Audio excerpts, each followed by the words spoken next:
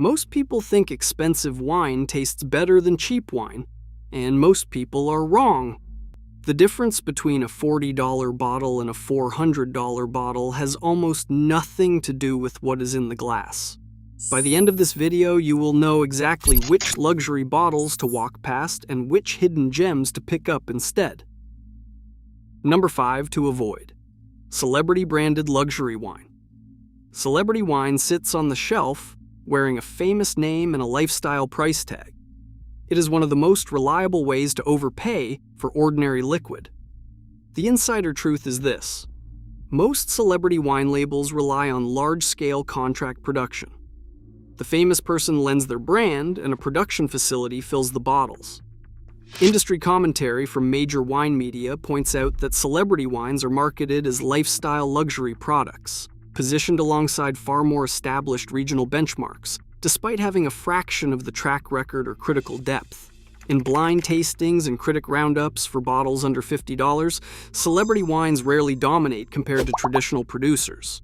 The evidence pattern is consistent.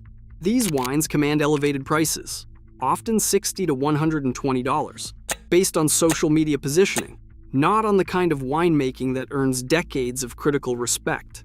Sommeliers who taste blind simply do not reach for them first. What ends up in your glass is a competent, crowd-pleasing wine that disappears mid-palate and leaves nothing behind worth remembering. It is smooth, safe, and formatted for a photograph. You are buying the celebrity Instagram feed. The wine is almost incidental. Where celebrity wine sells you a name, the next bottle sells you a region, and that region has been selling itself for so long it forgot to keep earning the premium. Napa Valley is one of the most powerful brand names in the wine world, and that brand name costs you money on every bottle, even the ones that do not deserve it. Here is what the appellation label conceals. Land costs in Napa drive prices up at every level, including the entry tier, where you are effectively paying for proximity to trophy producers rather than for trophy-level liquid. Wine writers at major publications have documented that regions like Sonoma County, the Santa Cruz Mountains, and the Willamette Valley in Oregon produce wines of comparable quality at substantially lower prices, simply because they lack Napa's marketing infrastructure. The data supports this. VinePair's sommelier surveys consistently flag Sonoma and the Santa Cruz Mountains among the most underrated American wine regions, with top bottles earning scores of 90 or higher while sitting at $30 to $50.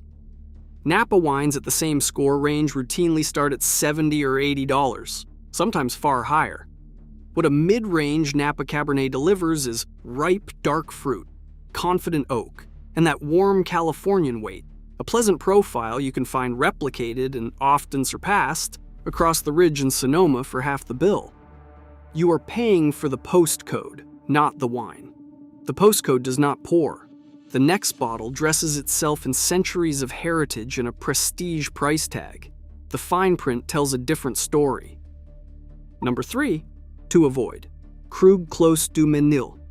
Krug Clos du Mesnil sits inside a walled 2-hectare vineyard in Le Mesnil-sur-Oger, and Krug will remind you of that every chance it gets. Here is what the prestige branding conceals. Clos du Mesnil averages around $16,000 per case on the secondary market, with 10-year price appreciation over 120%. But here is the insider truth. The marketing gloss is over. Grower champagnes from the same Le Mesnil-sur-Oger village, made from the same chalky Grand Cru terroir, regularly score within 2 or 3 points of Clos du Mesnil at 1/10 of the price. The quality gap between ultra-prestige cuvées and the best grower champagnes is not 10 to 1. The price gap absolutely is. Wine specialists at major publications routinely include grower-producers from the Côte de Blancs on their best value lists, alongside scores in the low 90s. The price difference is driven by the walled vineyard mythology, the Krug house name, and decades of restaurant theater, not by a proportional leap in what lands on your palate. What you get in the glass is precise, mineral, and aged to a cream-textured elegance, a genuinely beautiful wine. But that beauty vanishes long before the price tag is justified. You are paying a 5-figure price for a few extra percentage points of prestige. Your palate cannot feel the difference that your wallet can. Get this next one wrong, and you are not just overpaying. You are funding one of the most sophisticated marketing operations in the history of fine wine.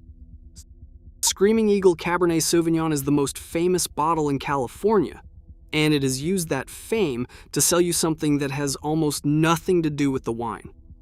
Here's what the label will not tell you. Screaming Eagle produces fewer than 850 cases per year, not because the land is that special, but because scarcity is the product. The wine has been engineered into a financial instrument. A 2002 vintage sold at auction for $65,000. The average case price sits at $37,000. That is not wine pricing. That is hedge fund logic dressed in a Napa label. The evidence is straightforward. Wine investment platform Cult Wines tracks Screaming Eagle's 10-year price performance at 84%, driven almost entirely by collector demand, not by proportional quality gains. Industry analysts note that the actual production cost of a top Napa Cabernet is a fraction of what you pay on the shelf. You're not buying a better experience. You are buying allocation rights to a trophy. What you taste is dark fruit, cassis, and firm tannins that linger, genuinely exceptional. But that same profile exists in Napa bottles at 1/20th of the price. The experience does not scale with the bill. Screaming Eagle is a great wine wrapped in a financial product. Do not drink your retirement fund. What comes next makes Screaming Eagle look like a reasonable purchase. This is the #1 bottle to avoid, and it carries the most revered name in the history of wine. #1 to avoid, Domaine de la Romanée-Conti. Domaine de la Romanée-Conti is the most revered name in fine wine, and the gap between what that name costs and what it delivers to a real drinker has never been wider. Here is the uncomfortable insider truth. DRC Romanée-Conti Grand Cru averages over $200,000 per case on the open market. A single bottle of the 1945 vintage sold at auction for $558,000. Top first-growth Bordeaux, such as Lafite Rothschild, Margaux, and Petrus, trade in the hundreds of thousands for rare vintages. Wine investment reports track these estates like blue-chip equities, measuring triple-digit percentage gains over 10 years, driven by speculation and scarcity. Wine analysts are explicit about this distinction. The pricing at the top of Burgundy and Bordeaux is driven by collector demand, auction house theater, and geographic mythology, not by a proportional advance in drinking quality over excellent wines at 100 times less. 99.9% of drinkers will never own one of these bottles. The ones who do mostly do not open them. These wines taste like the pinnacle of human winemaking, complex, profound, and irreplaceable in historical terms. But for the purpose of what you pour on a Tuesday evening, they have permanently left the planet. These bottles behave like art. Buy art with art money. Drink wine with wine money. That is the last bottle built for an auction room. Everything that follows is built for a glass. If you are finding this useful, hit subscribe. Now let's get on with the hidden gems. Hidden gem number 3, Willamette Valley Pinot Noir, Oregon. Oregon's Willamette Valley is producing some of the most honest, terroir-driven Pinot Noir in the world right now, and most drinkers walk straight past it to the Burgundy shelf.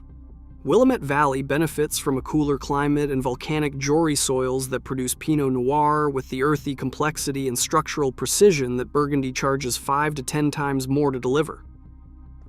VinePair's sommelier surveys name the Willamette Valley among the most underrated American wine regions, noting that top bottles achieve strong critic scores and cult followings among professionals, while remaining widely available in the $20 to $40 range. The region's lower land costs and absence of global hype mean that winemaker investment goes into the vineyard, not the marketing budget. Critics have confirmed this. Bloomberg's Best Wines Under 50 list for 2025 includes bottles from the Pacific Northwest alongside European benchmarks. The price-to-score ratio at this level is genuinely difficult to beat anywhere in the world. What you taste is bright red cherry, forest floor, dried rose petal, and a silky structure that builds slowly and finishes with a cool mineral precision. It rewards attention the same way a good Burgundy does, without requiring a second mortgage. Oregon Pinot Noir is the most undervalued red wine in America. Pour it before someone else discovers it. The next hidden gem comes from a country that has been making wine for 8,000 years. It costs less than $25. Hidden gem number 2, Georgian qvevri wines. Georgia is the birthplace of wine, and it is the most overlooked country on any serious wine list in the world. Here is the insider reveal that most Western wine drinkers have never encountered. Georgian winemakers have used qvevri, large clay amphorae buried in the earth, for 8,000 years of continuous winemaking tradition. The red grape Saperavi and the amber-style white Erkatsiteli produce wines with a depth of character that comes from indigenous varieties, ancient technique, and terroir no other country on the planet can replicate.